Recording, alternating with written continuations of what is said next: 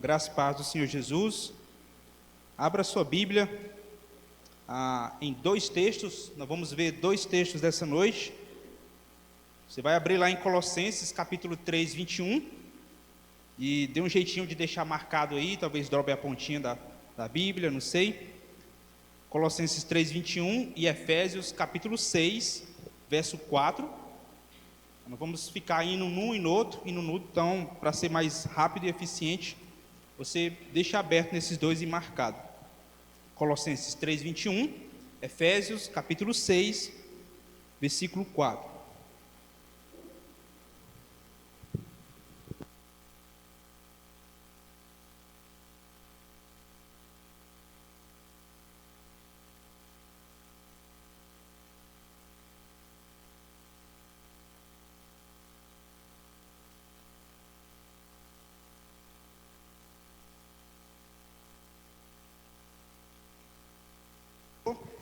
Deixe marcado aí. Gostaria de fazer aqui uma rápida indicação. Eu gostaria de indicar aqui um material que tem sido muito precioso para mim e para minha família. Esse livro, nós tivemos que ler ele todinho no seminário, lá na PIBA, lá no ano passado. Ele tem em torno de, não lembro agora, talvez umas 700 e poucas páginas. Esse livro, meus irmãos, tem sido um tesouro. Pense em algo precioso para mim, para minha família. Foi um dos melhores investimentos que eu fiz no ano passado, poder comprar essa preciosidade aí. Esse livro é a obra-prima do pastor Davi Murk. Esse livro é um trabalho de uma vida, um ministério de 40 anos pregando uma igreja. Essa aqui é a obra magna dele. Todos os outros livros que ele tem vários títulos, talvez mais de 40, não lembro agora, mas todos partem daqui. Esse é a melhor obra dele, é o investimento de uma vida. Quero convidar você a comprar esse livro, principalmente você que é casado ou que pretende casar, que você possa estar investindo nesse livro. Esse livro, meus irmãos, é profundo, com muitas aplicações, fala bastante da nossa realidade como casal, ele toca em pontos muito sensíveis que a gente enfrenta no dia a dia. Eu vou estar citando aqui durante o sermão algumas partes sobre ele. Então, nossas pregações sobre família têm sido baseado bastante nesse livro. Não sei quanto está, ele gira em torno de 100, 120, é um pouco caro, mas vale cada centavo. 2 pizzas que você deixa de comer no mês, você pode comprar essa preciosidade. Quero indicar de todo o coração, vale cada centavo. E é um livro fácil, não é uma linguagem difícil, não é algo acadêmico, você pode ler tranquilamente com a sua esposa. Tem perguntas no final e umas aplicações bem interessantes, ok? Então vamos lá, Colossenses capítulo 3, vamos começar por aqui.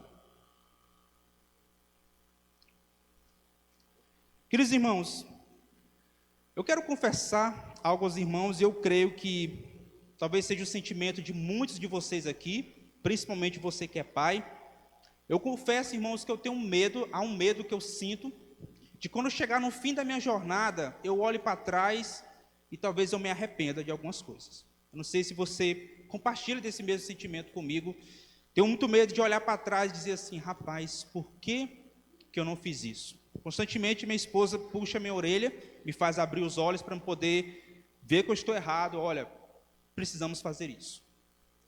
Eu espero que nenhum de nós aqui passe por isso. Quando chegar lá no fim da jornada, você dizer, rapaz, eu queria ter gastado mais tempo com meu filho, eu queria ter sentado mais com a minha filha, agora ela já vai casar e eu não consegui investir o tempo que eu queria investir.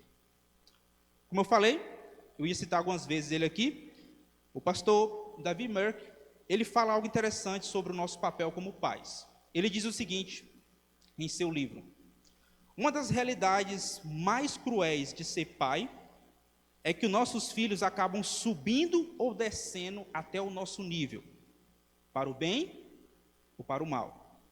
Eles refletem o caráter dos pais. Permita ele repetir mais uma vez. Uma das realidades mais cruéis de ser pai é que nossos filhos acabam subindo ou descendo até o nosso nível, para o bem ou para o mal. Eles refletem o caráter dos pais. É por isso, meus irmãos, que a palavra de Deus é tão enfática, ela dá tanta ênfase sobre a responsabilidade. que nós temos como pais de modelar, e de treinar e de discipular os nossos filhos.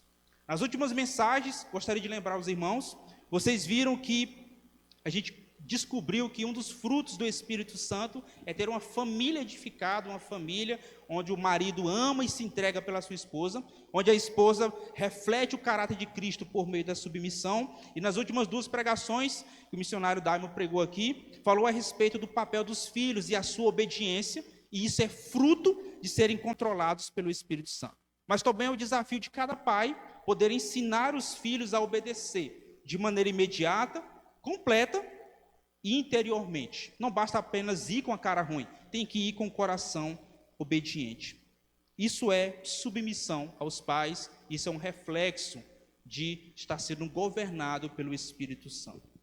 Nessa noite, essa é a nossa última mensagem, e nós vamos fechar com chave de ouro. Gostaria que você tivesse muita atenção quanto a alguns pontos que nós vamos trabalhar aqui. Nós vamos fechar hoje a respeito do nosso papel como pais, mas mais especificamente o nosso papel como homem no cuidado de nossos filhos. Nós vamos ver, meus irmãos, que podemos cair num erro gravíssimo que pode conduzir os filhos a mágoas, a ressentimentos, a ira e até mesmo a desanimá-los durante o processo de discipulado. Lembrando, nós estamos no processo de construção. Imagine que nosso filho seja uma pedra bruta, deformada, e nós estamos ali constantemente lapidando. Às vezes as marretadas vão doer, vai sair lasca, vai chorar um pouco, mas você está num processo que você está lapidando o seu filho conforme a imagem de Cristo. Pela graça de Deus, o Senhor nos concedeu bons meios para fazer isso. E aqui está ele, a palavra de Deus. 4 palavras nós vamos ver durante a pregação hoje, que fala muito bem sobre o nosso papel e na maneira no qual nós estamos construindo o caráter de nossos filhos para o Senhor. Os seus filhos não são seus, não são para o mundo, eles são para o Senhor. E esse processo você precisa construir por meio da instrução, da correção, da disciplina e do discipulado. Instruindo, corrigindo, disciplinando e também discipulando o coração dos pequenos.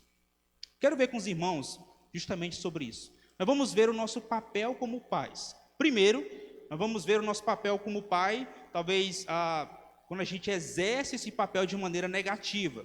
Podemos cair nesse erro, exercer o papel de pai de maneira negativa, e depois nós vamos ver as nossas responsabilidades sendo exercidas de maneira positiva. Vamos começar pelo lado negativo, depois pelo lado positivo, ok? Primeiramente, eu gostaria de lembrar aos irmãos que toda a história da Bíblia, assim como esses 2 textos, eles estão dentro de uma história maior.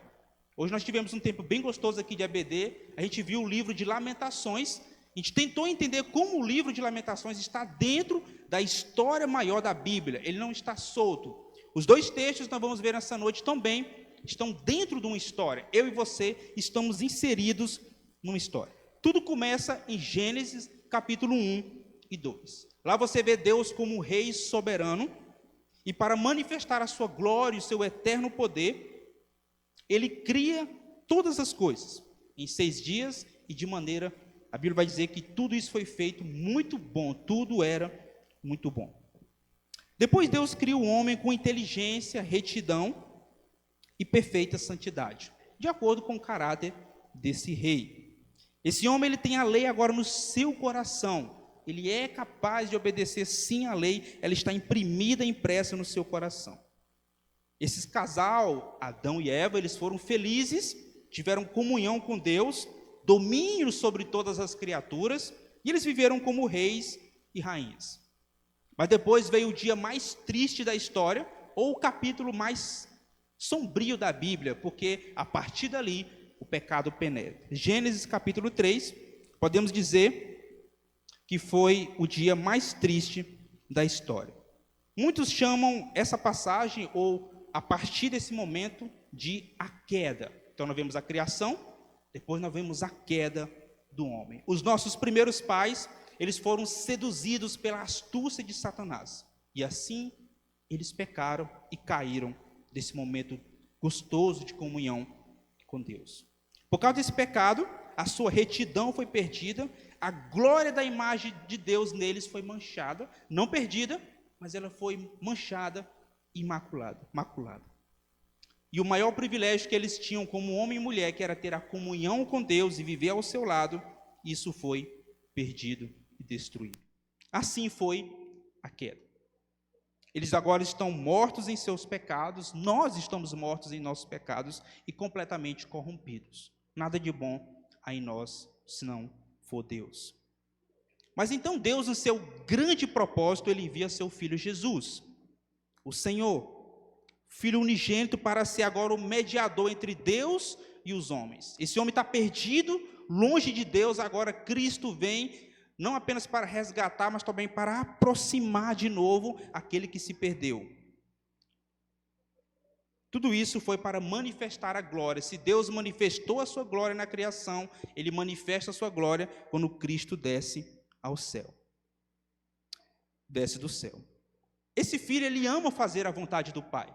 Ele se entrega, ele deseja fazer, ele ama fazer a vontade do Pai. Bem diferente do primeiro filho, Adão, que desobedeceu à vontade do Pai. Quando chegamos no Novo Testamento, mais especificamente no livro de Marcos, vai dizer que Cristo, ele veio para dar a sua vida em resgate de muitos. Veio para resgatar a muitos. Muitos chamam esse momento da história de a redenção. Criação, a queda do homem, e agora chegamos na redenção. Esse é o coração da Bíblia, é isso que faz pulsar toda a mensagem de Deus, a redenção. É a libertação do povo de Deus, do domínio do pecado. De Gênesis até o Novo Testamento, nós vemos o povo sendo dominado e massacrado pelo pecado, aguardando o grande momento que Deus vai libertar o seu amado povo. E assim Cristo vem e liberta o seu povo do domínio, da influência e do poder do pecado. Ainda não da sua presença. Nós estamos ainda constantemente sobre a presença do pecado. Então vai vir a nova criação, a glorificação, e seremos livres de uma vez por todas. Um determinado livro explica um pouco sobre redenção. Ele diz assim: redenção é o processo pelo qual o homem pecador é resgatado da prisão do pecado e entra em um relacionamento com Deus, por meio da graça e do pagamento feito na morte de Jesus. Até aqui você deve estar se perguntando, o que isso tem a ver comigo que sou pai e sobre aquilo que o irmão começou falando logo no início? Queridos irmãos, tem tudo a ver, tem muito a ver. Agora eu e você somos homens e mulheres resgatados e redimidos por Cristo. Essa verdade agora deve permanecer não apenas no nosso coração, não apenas no nosso testemunho, mas ela deve ser viva dentro da nossa casa. O Cristo no qual você crê e entregou a vida, ele deve estar presente também dentro do seu lar. Isso deve girar em torno do seu lar, a redenção. Somos famílias resgatadas, eu preciso conduzir meus filhos a essa redenção também. A graça caiu sobre mim, eu devo conduzir meus filhos agora na redenção de Jesus. Tem um alerta aqui, nós podemos cair gravemente em fazer isso. Você pode falhar, eu falho, nós podemos falhar nesse processo de conduzir os filhos no caminho do Senhor. Essa noite, por isso que eu falei que é a última pregação, é uma noite para você parar e pensar, eu preciso mudar a conduta no qual eu tenho criado os meus filhos. Essa é uma noite propícia para isso. Tenho conduzido meus filhos no caminho do Senhor, de fato, estou levando eles nessa redenção, minha casa, Deus está no centro dela, eu sou uma família redimida, meus filhos estão no caminho da redenção. Mas para você também que não tem filhos, eu não tenho filho, então eu estou livre disso. Não. Na verdade, irmão, cada um de nós temos uma pessoa que nós amamos e que nós cuidamos dela. Ela está próxima, seja um parente, seja um amigo. Eu creio que você tem o desejo de ver essa pessoa também sendo resgatada. Muito bem, faça dessa pessoa o seu filho. Você está conduzindo essa pessoa que você ama, que você gosta, ou que você tem o desejo de ver ela salva e resgatada, você está conduzindo ela no caminho do Senhor? Essa também é a sua responsabilidade.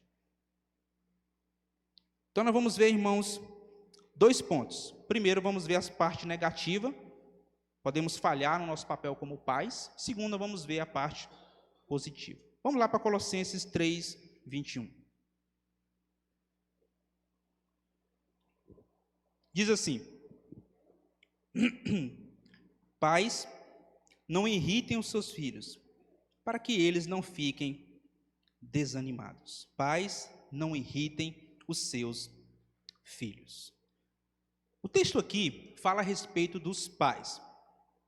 Essa palavra que está aqui, ela pode ser usada tanto para o pai, no sentido do homem, como para a mãe, os pais. Mas é interessante que nós precisamos entender aqui a cultura no qual a Bíblia foi escrita.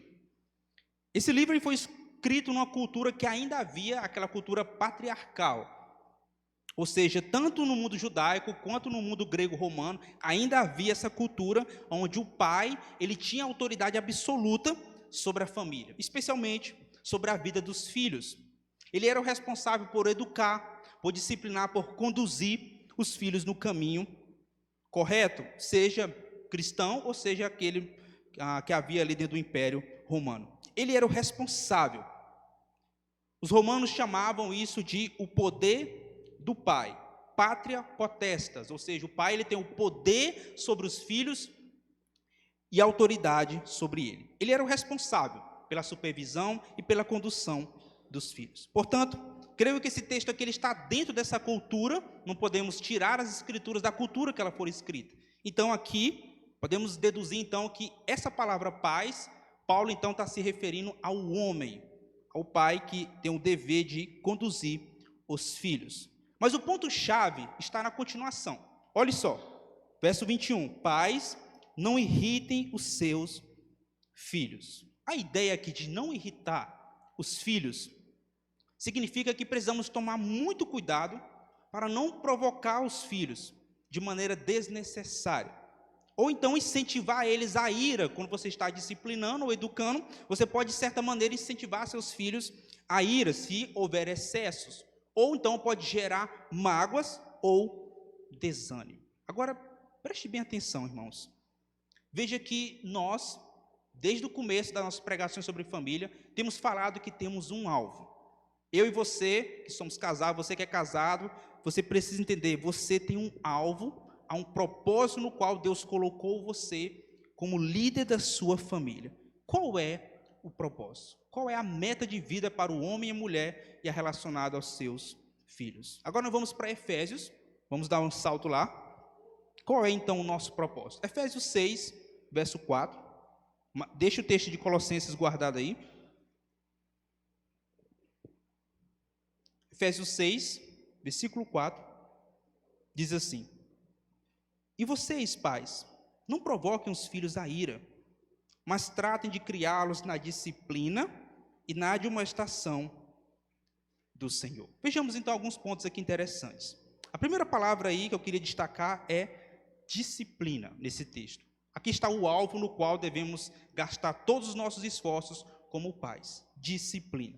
A ideia aqui de disciplina, ideia bíblica, significa um treinamento por meio de algo disciplinar, por meio da disciplina. Essa disciplina, meus irmãos, ela pode ser feita através de regras, de normas, ou até mesmo de recompensas e até, se necessário for, de castigo. Castigo, sim. É bíblico. A disciplina é bíblica. Cabe a nós obedecer ou não. Está aí revelado na palavra de Deus. Porém, quem pode disciplinar? Somente o pai ou a mãe. Como? Sobre a influência do Espírito Santo. Nunca com ira, nunca com ódio no coração. Espera as coisas esfriar. Depois que ele quebrou aquele negócio, deixa demorar um tempo. Se der certo, no outro dia você conversa com ele e você toma as providências necessárias. Disciplina é um ato de amor, mas deve ser feito com responsabilidade sobre o poder do Espírito Santo. Nunca, jamais com ira no coração. Segunda palavra que eu gostaria de destacar aí, olha o texto. E vocês, pais, não provoquem os seus filhos à ira, mas tratem de criá-los na disciplina e na admoestação. Grave essa palavra, admoestação. A ideia aí é uma educação verbal. Trate de criá-los por meio, substitua a palavra, de uma educação verbal. Isso pode ser feito de várias maneiras. Talvez por meio do ensino, da advertência, estimulando o seu filho e educando ele nos caminhos do Senhor. Só que você precisa ter um equilíbrio. Aqui fala sobre educação verbal, estimulando, advertindo, repreendendo. Porém, precisa ter um equilíbrio muito sério aqui nessa parte. A gente nunca pode somente advertir os nossos filhos, aquela pressão forte em cima deles, senão, meus irmãos, eles ficarão desanimados e eles vão cair na jornada cristã ao longo do tempo.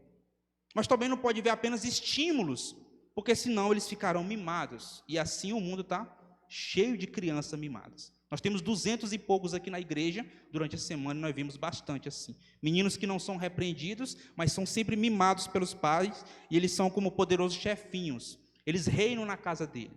Não é assim. Precisamos ter um controle e sabedoria bíblica sobre isso.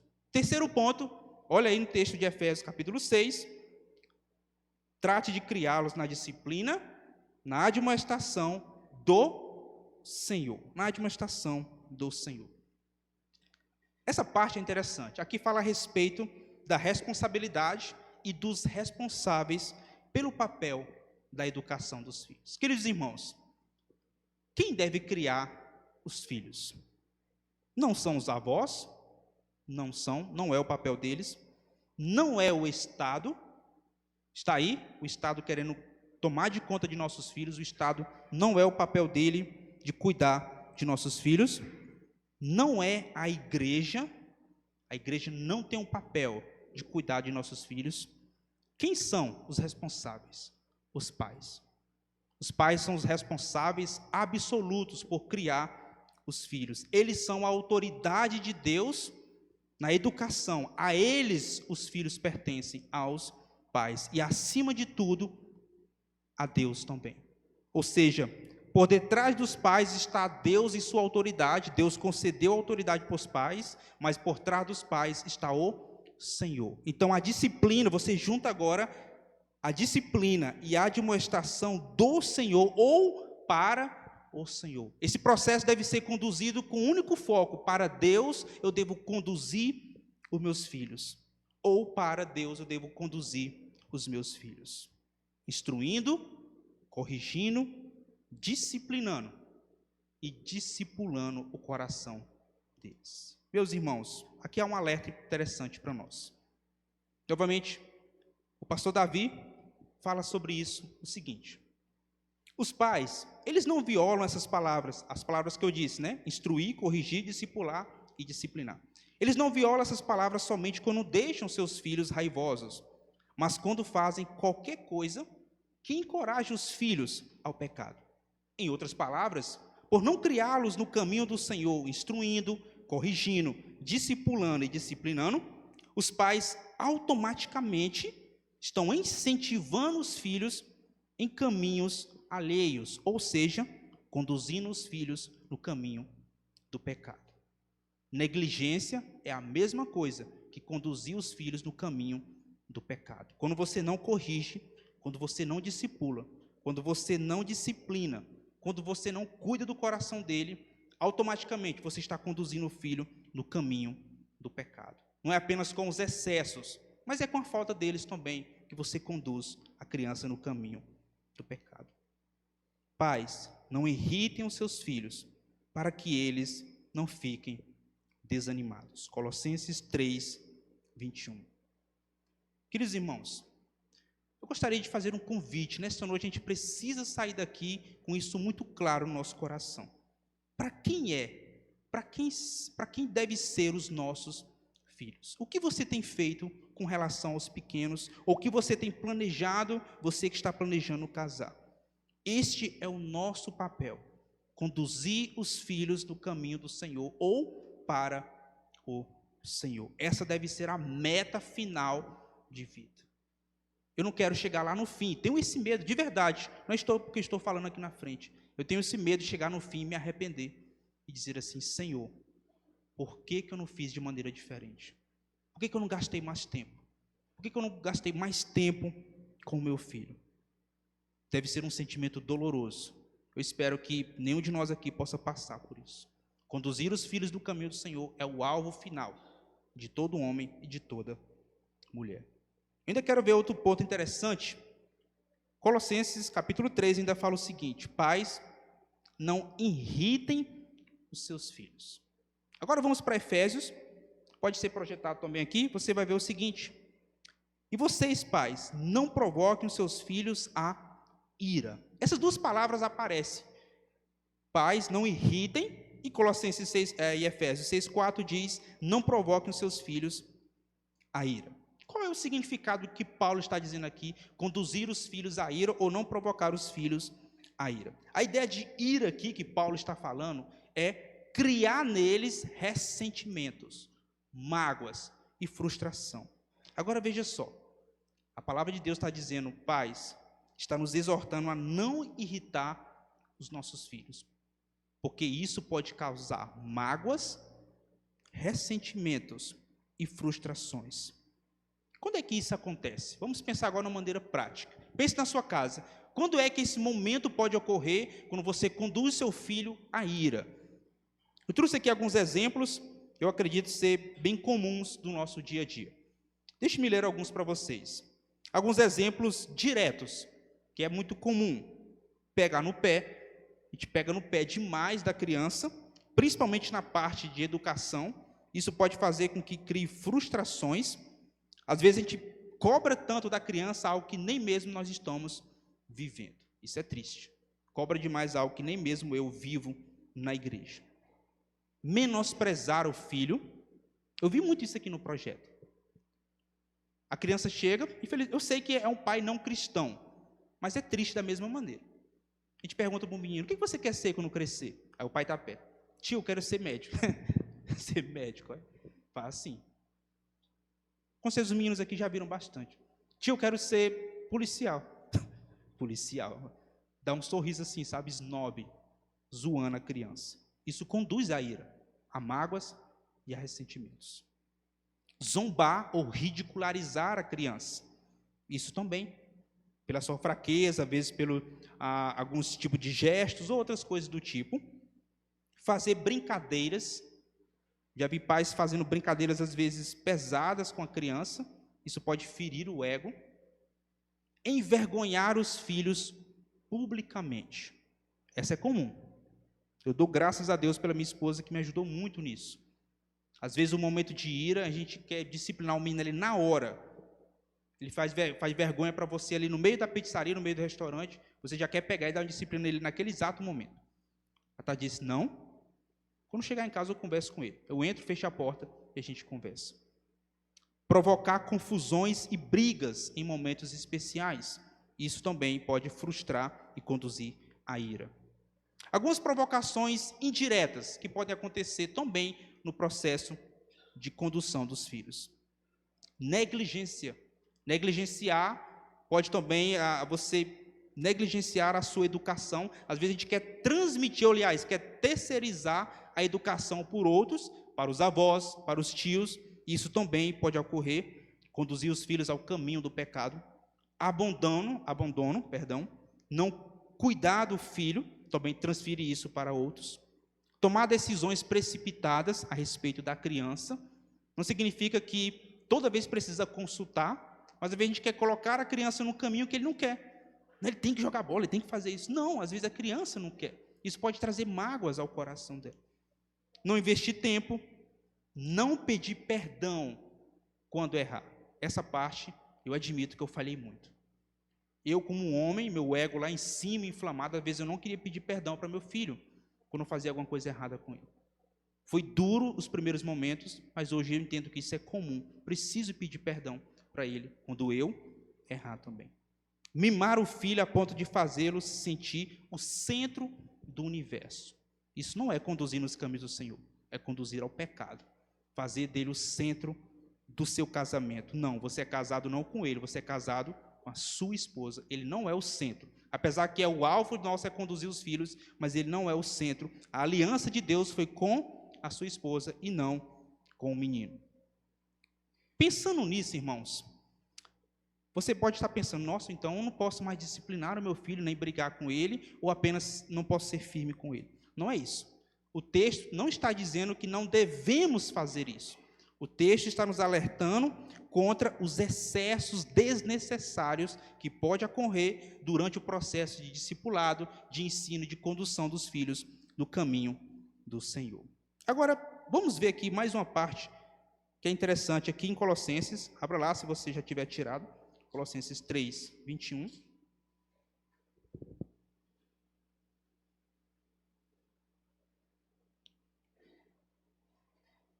Vejamos então os efeitos que pode acontecer neste processo equivocado de educação. Pais, não irritem os seus filhos, para que eles não fiquem desanimados. Para que eles não fiquem desanimados. A última palavra aqui no texto de Colossenses, capítulo 3, 21, fala a respeito de desânimo. O que significa isso? A ideia aqui, tem as ideias sobre esse texto, quando traduz do grego para o português, talvez seja esses os resultados.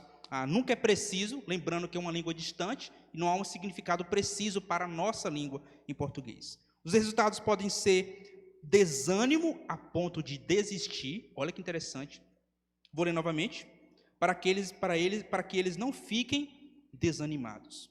Ou seja, isso pode acontecer um desânimo na criança a tal ponto de ele querer desistir da jornada. Pode também significar perder o fôlego. Digamos que você está nadando ali, começa a perder o fôlego, vai cansando, perde a motivação, o ânimo ou a disposição. Eu creio que todas essas palavras servem muito bem para o nosso propósito aqui. Perder o fôlego, desmotivados, sem ânimos e sem disposição. Meus irmãos, se o nosso alvo é conduzir essas crianças no caminho do Senhor, novamente, para você também que não tem filhos, você tem alguém que você ama, talvez tenha um parente, talvez tenha um parente próximo, um amigo, um colega do trabalho, seu colega de escola, não importa. Se o alvo é conduzir essa pessoa nos caminhos do Senhor, se esse é o alvo, conduzir eles a se alegrar, a amarem a Deus, o primeiro processo de transformação começa em casa, no lar. Não podemos ter um lar onde as crianças estão constantemente desanimadas, como se o melhor lugar do mundo fosse fugir dali, menos em casa. Queridos irmãos, isso é muito comum. Nós vivemos o cristianismo aqui dentro, mas na nossa casa a gente não vive a fé cristã. Meus irmãos, eu lembro de uma conversa que eu tive com a minha esposa certa vez. E ela me disse assim: amor, quando o Rael casar, eu quero muito que ele sinta falta da casa dele. Não porque a esposa será uma tirana ou porque ele não gostou, não é isso.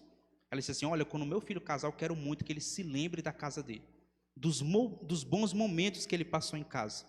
Eu quero que ele sinta falta da mãe e do pai. Não porque o casamento não é bom, pelo contrário, o casamento é uma bênção de Deus. Mas no sentido que ela quis dizer foi: quando ele casar, eu quero muito que ele se lembre da mãe e do pai dele, dos bons momentos que ele teve em casa. O nosso lar é assim? Será que nossos filhos amam estar na nossa casa? Ou eles ficam constantemente desanimados? Um certo autor escreveu algo sobre isso. Preste atenção. O lar verdadeiramente cristão é um lugar de encorajamento. Nesse lar, a criança ela encontra refúgio das batalhas e, ao mesmo tempo, força para lutar as batalhas e carregar os fardos no processo de amadurecimento. Eles encontram um coração amoroso, olhos atentos, ouvidos prontos para escutar e mãos dispostas a ajudar. Não deseja estar em nenhum outro lugar, pois o lar supre as suas necessidades. Nesse tipo de lar, é natural a criança crer em Cristo e ter o desejo de viver para Ele. A sua casa é assim? Um lugar onde a criança ama ficar, ama estar. A minha não. Digamos que estamos num processo. Estamos apanhando bastante. Eu vou ler a primeira parte novamente. O lar cristão é um lugar de encorajamento, não de desânimo.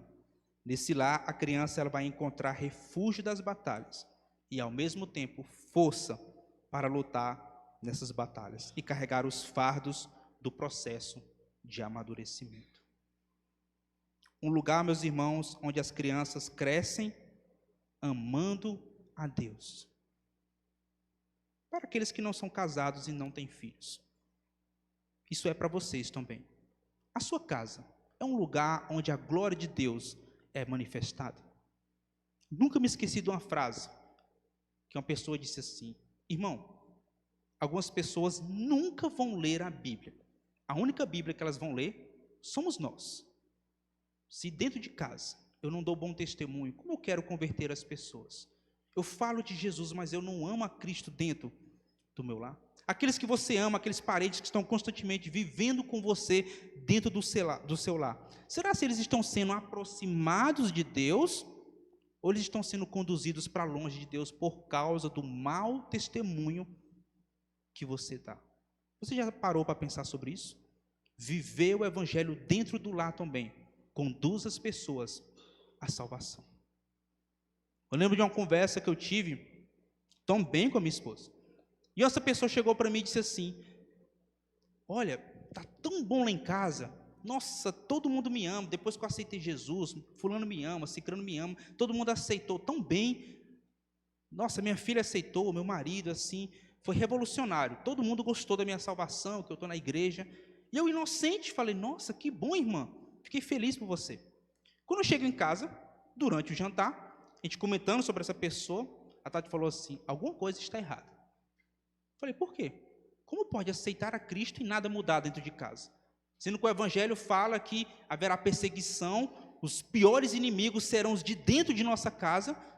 Ou seja, a Tati falou: esta pessoa, creio que ela não está vivendo o Evangelho dentro de casa. Por quê? Porque todo mundo aceita, tão de boa assim, porque não está havendo divisão. Aonde está o Evangelho? Talvez ela não está proclamando a santidade de Deus. O marido continua fazendo as mesmas coisas, depois fomos descobrir. A filha se envolve sexualmente com outro fora do casamento. Esta pessoa ainda fuma.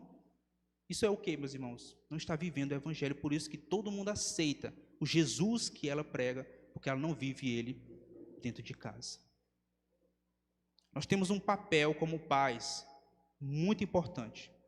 É agir de tal forma, de acordo com a salvação. O Deus glorioso que nos salvou e nos redimiu, ele precisa ser visto dentro do lar também, no processo de educação dos filhos, no trabalho, em casa. O descrente precisa olhar para você: esse Deus dessa mulher, ele é grande, ele é sério. Por isso que eu não gosto dela. Talvez na verdade deveria ser assim. Mas, meus irmãos, nós erramos, essa é a verdade. Eu e você como pais, nós erramos e muito. Mas a Bíblia mostra a graça de Deus, a solução para nós.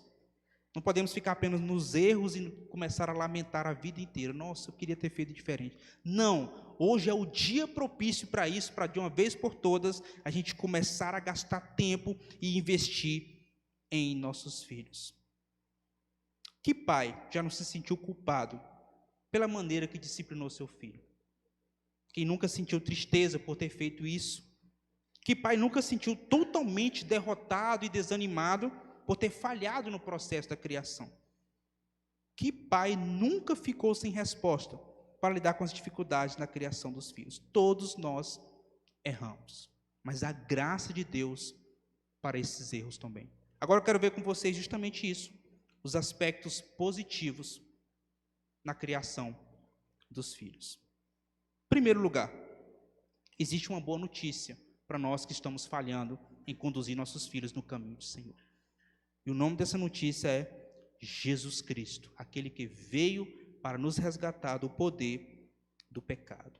O primeiro aspecto é reconhecer que precisamos de Cristo na educação das nossas crianças. Precisamos de Cristo na educação de nossos filhos. Não precisamos da pedagogia, não precisamos de novos conceitos, precisamos de Jesus Cristo, o nosso Senhor, na condução de nossos filhos. Você precisa se sentir alguém incapaz, você precisa se sentir necessitado de Deus para poder conduzir os filhos no caminho do Senhor. Segundo aspecto positivo da educação dos filhos. Nós somos pecadores que estão conduzindo outros pecadores. Não se coloque como alguém perfeito na criação dos seus filhos. Não exija algo que nem mesmo nós estamos vivendo, que eles possam viver. Ou seja, não cobre dele algo que nem mesmo eu ou você está vivendo. Somos pecadores conduzindo outros pecadores. Qual é a diferença? Que fomos alcançados pela graça de Deus. Esta graça, meus irmãos, ela vai me dar uma segunda chance, uma terceira, uma quarta, uma quinta. Ela vai me ajudar a acertar as falhas, a corrigir os meus erros como pai. Ou, para você que é mãe, também. Ela vai me fazer ver a profundidade dos meus pecados e como eu sou necessitado de uma redenção, de uma salvação e de uma transformação. A graça me leva a pedir perdão quando eu errar para meus filhos e para a minha família. Ela vai me levantar quando eu estiver desanimado. Ela vai restaurar minha família quando ela estiver quebrada. A graça de Deus ajuda no processo de condução dos filhos do caminho do Senhor. Separei aqui, meus irmãos, para finalizar e depois nós vamos orar. 4 pontos interessantes a respeito da graça dentro da educação dos filhos. Primeiro, a graça me ajuda a não conduzir meus filhos ao pecado por meio do meu mau exemplo. Aquele que crê em Jesus de fato quer viver a graça de maneira viva, dentro e fora de casa. Me faz abandonar os maus exemplos. Segundo lugar, a graça, ou seja, em Jesus nós encontramos o encorajamento para não conduzir os filhos à ira. Pelo contrário, nós conduzimos ele no caminho do Senhor. A graça me ajuda a me libertar de vícios como fumo, o álcool, pornografia, sono, comer demais e assim por diante. Vícios esses que podem ser vistos pelos filhos e quando eles veem, eles podem ser conduzidos no caminho do pecado. Terceiro lugar, a graça é maravilhosa porque ela nos faz abandonar a mentira do pecado. Eu quero falar a verdade para meu filho, sempre a verdade. A graça não me faz amar mais o mundo e seus padrões. Me faz amar agora Cristo e a sua igreja. Eu preciso mostrar para ele que eu amo Cristo e a sua igreja. Quero finalizar com mais um ponto aqui. O pastor Davi Murk falou sobre isso. Logo depois nós vamos orar a respeito do nosso papel como os pais. Ele diz o seguinte: os pais fracassam quando não estimulam e incentivam seus filhos nos caminhos do Senhor, provocando-nos a ira quando os encaminham em direção do pecado. Mas não tem que ser assim.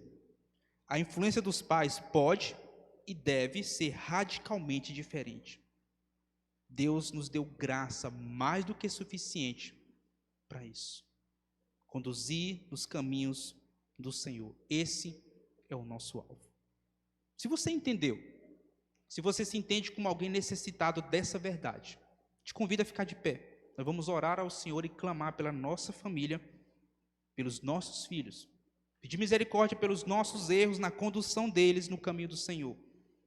E pedir que essa nova semana que vai começar seja um novo tempo, um tempo novo. A graça de Deus nos dá uma segunda chance. Fique de pé, vamos orar.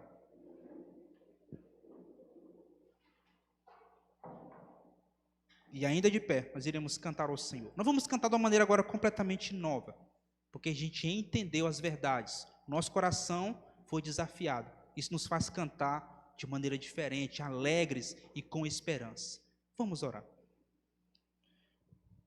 Senhor nosso Deus, primeiro queremos pedir perdão, Senhor, pelas falhas, pela condução errada e podre que tivemos ao longo da vida. Senhor, hoje é um dia no qual queremos nos arrepender e confessar o nosso erro e agora achar esperança no Senhor.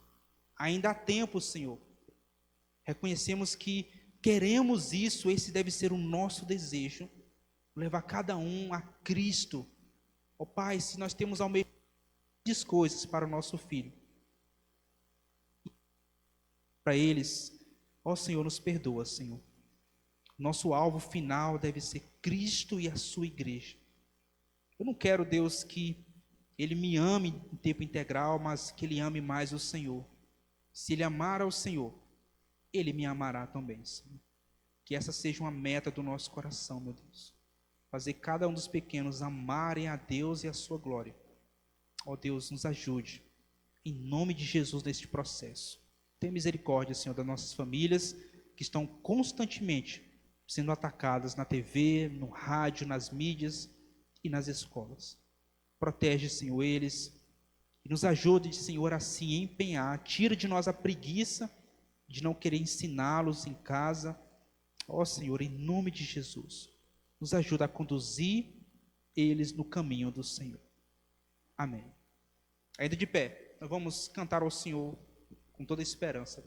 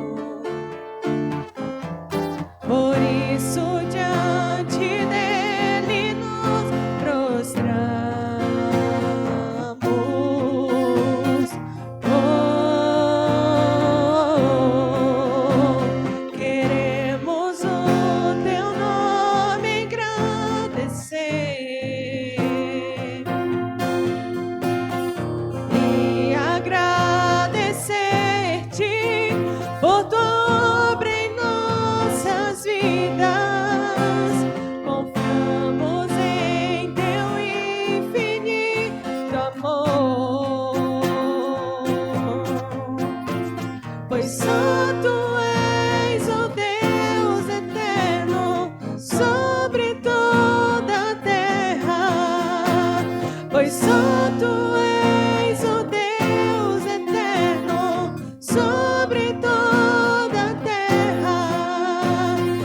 Santo és o Deus eterno, sobre toda a terra e céu.